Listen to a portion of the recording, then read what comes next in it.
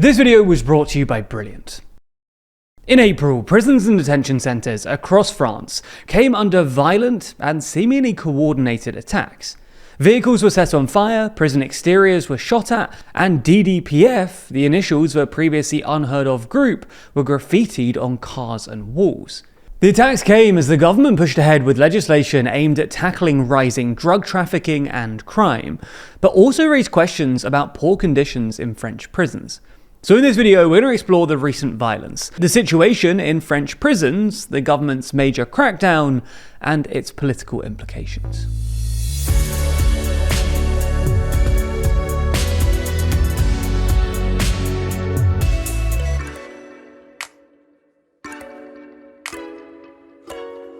Everyone talks about the left and right of politics, but in Europe there's something new emerging, a new right. In the latest issue of our magazine, we explain this new phenomena and run through some of the elections the new right have been winning. Read more by clicking the link in the description. A good place to start is probably a recap of the dramatic events of the past few weeks. Beginning on the night of the 13th of April and continuing across several nights in the following week, a wave of seemingly coordinated attacks was launched against prison infrastructure across France. Last week, the National Anti-Terrorist Prosecutor's Office, PNAT, said that it had been notified of 13 serious incidents committed between April 13th and 21st in 9 departments across France. In total, though, the government said some 65 attacks had taken place around 30 departments. This includes 21 vehicles which were set on fire and around 10 others damaged. And assailants even shot at the exterior of a prison in Toulon with an AK-47, while 3 incidents also saw the homes of prison officers targeted.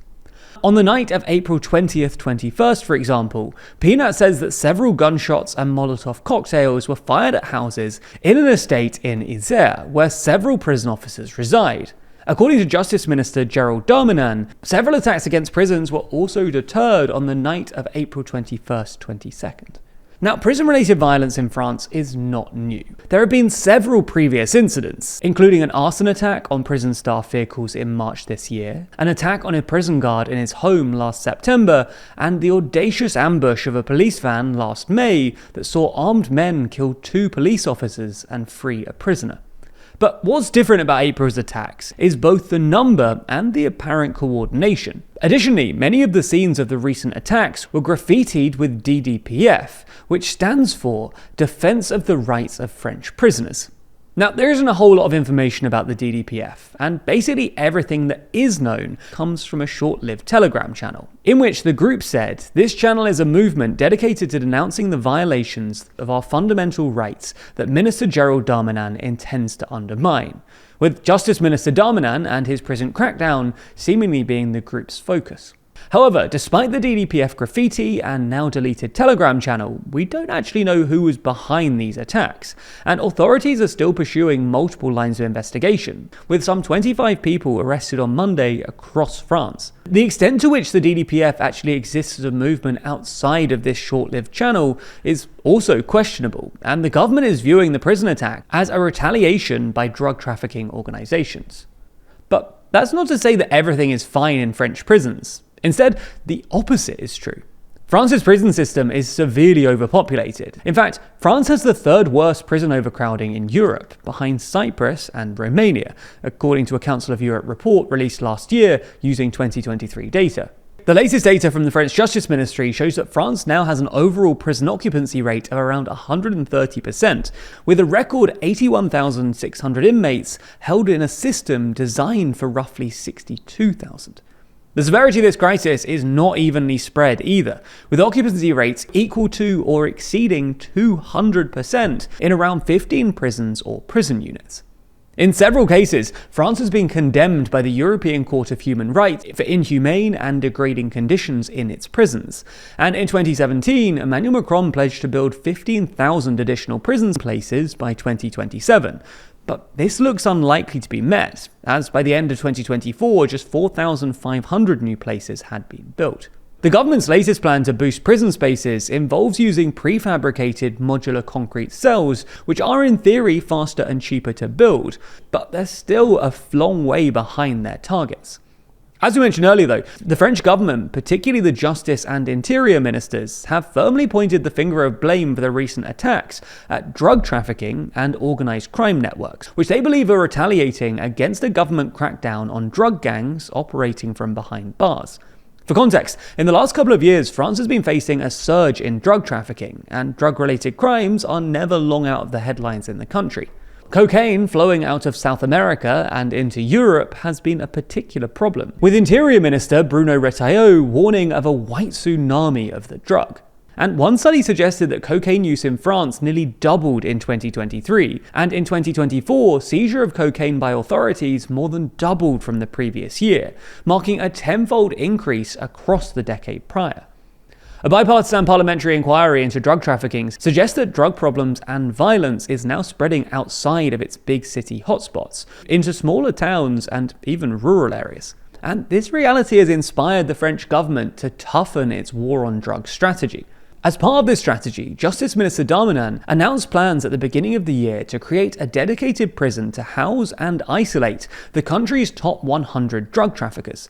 This is part of major legislation supported by the government that's been working its way through Parliament over the last year and was finally adopted this week. Now, this legislation establishes a national anti-organised crime prosecutor's office, creates a stricter prison regime for major traffickers, provides for more generous sentences for cooperative individuals, allows for the creation of a separate file during investigations to prevent certain information from being disclosed to suspected drug traffickers and their lawyers, gives investigative authorities the power to remotely activate electronic devices for purposes like wiretapping, anonymizes prison officers in reports, and gives regional prefects the power to temporarily close businesses suspected of money laundering and issue bans on appearing at known drug dealing points.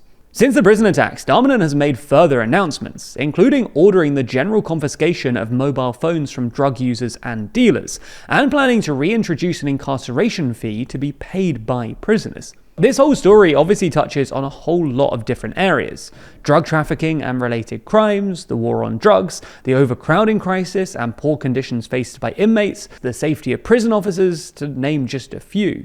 But there's a considerable political angle too. Both Justice Minister Darmanin from President Macron's Renaissance Alliance and Interior Minister Retailleau from the Conservative Republicans may be working together as government colleagues on this issue, but both have presidential ambitions for 2027, with prisons and the fight against drug trafficking just one area in which they've been trying to prove their strict law and order credentials, which may well be the theme of the 2027 election, given that current polling puts the far-right National Rally out in front.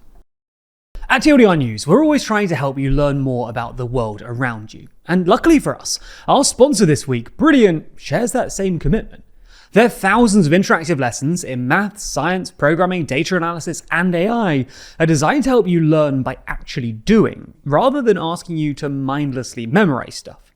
For instance, each lesson is filled with hands-on problem solving that lets you play with concepts, a method proven to be 6 times more effective than watching lecture videos. This also helps you to build your critical thinking skills and become a better thinker. Brilliant's newly updated maths courses help you to establish a strong foundation in algebra. It then helps you build on this, teaching you how to conquer calculus, all while maintaining an emphasis on problem solving and reasoning.